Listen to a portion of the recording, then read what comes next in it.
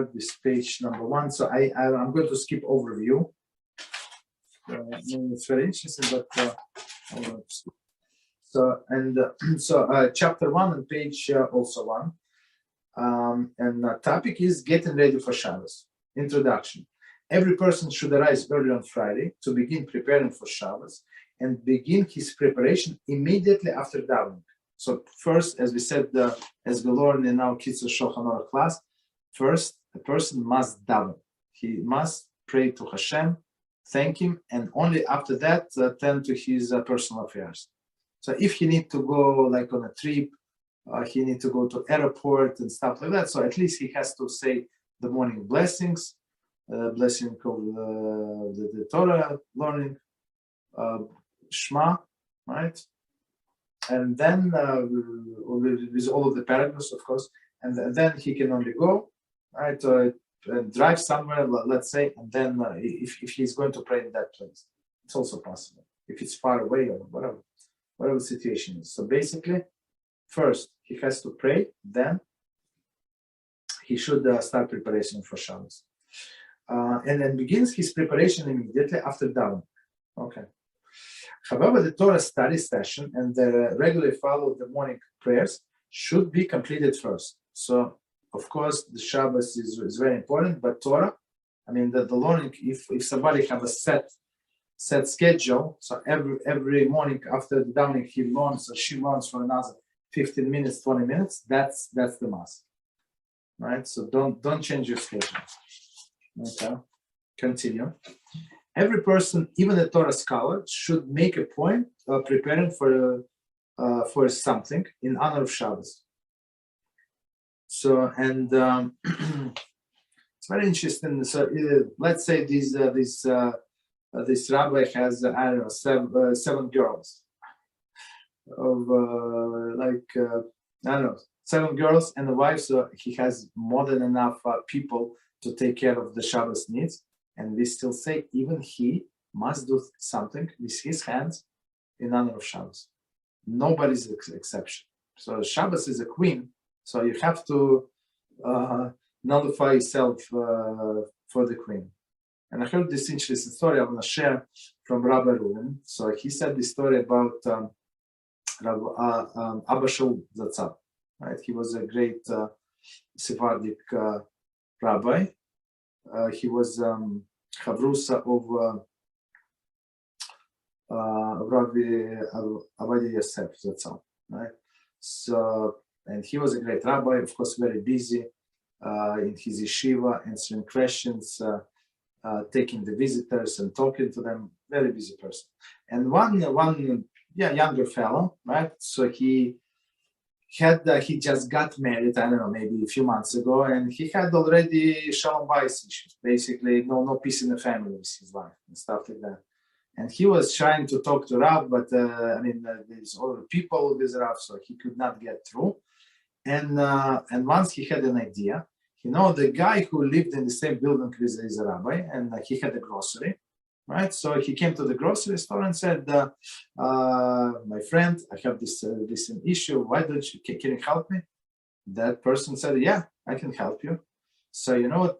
If you want, every Friday morning, 10 a.m., I do delivery to this great rabbi, right, Abba Shaul Zatzal, and come with me. So I'm loading my groceries.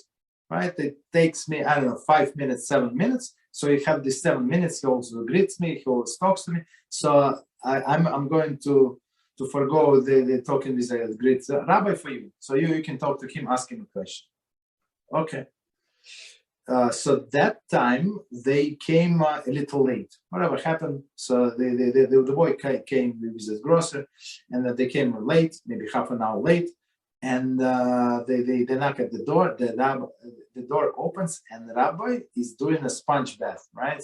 A sponge bath, like in Israel, they have the stone floors, and they put a lot of water, and they have a drain, like in a floor, right? The drain, and they put a lot of water and a lot of soap, and that's they put it sponge or whatever they call it, right?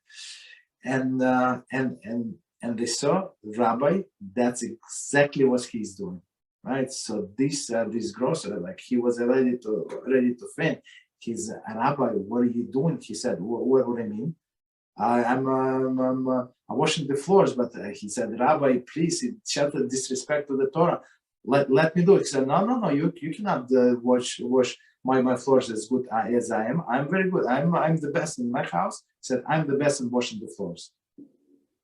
So this guy, he said, I apologize, we were late.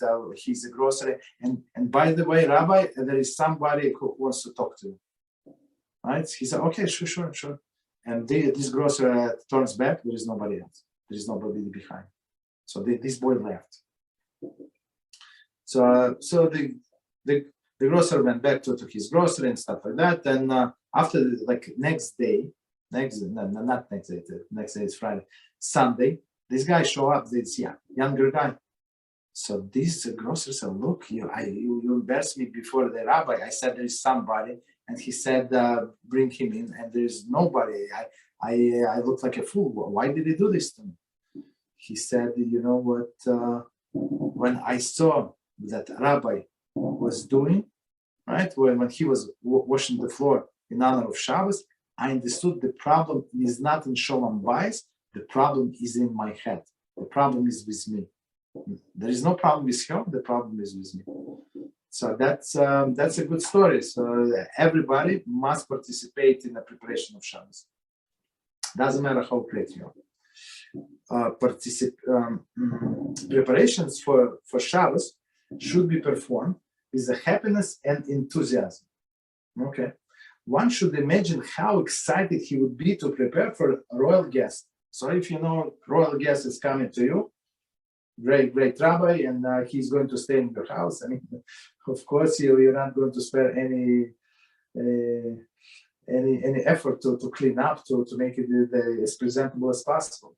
How much more excited should he be to welcome the Holy Shabbos? So Shabbos is a queen. So queen is coming, of course. Right? If we can do it if we would do it for the guest of the flesh and blood, for sure we have to do it for the Holy Shabbos.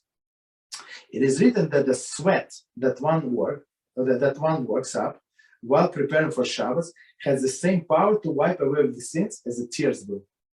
So we know it's a very interesting statement, very strong statement, right? So it says that after the Beis Hamikdash was destroyed, the gates of the prayers are closed, right? But the gates of the tears are open. So so we have to pray if some dire situation, you have to cry. Men, women, doesn't matter. The gate has the same. So a person has to cry, right? And we know that many times when a person when he cries and he tries to do teshuvah, she's trying to do teshuvah, trying to get closer to HaShem, right? So these tears erase the sin. And the same applies to the sweat. Sweat that when we work preparation for Shabbos, so this sweat also equivalent to the tears. Wipe away the sins. So it's good to sweat and work a lot for preparation of Shabbos.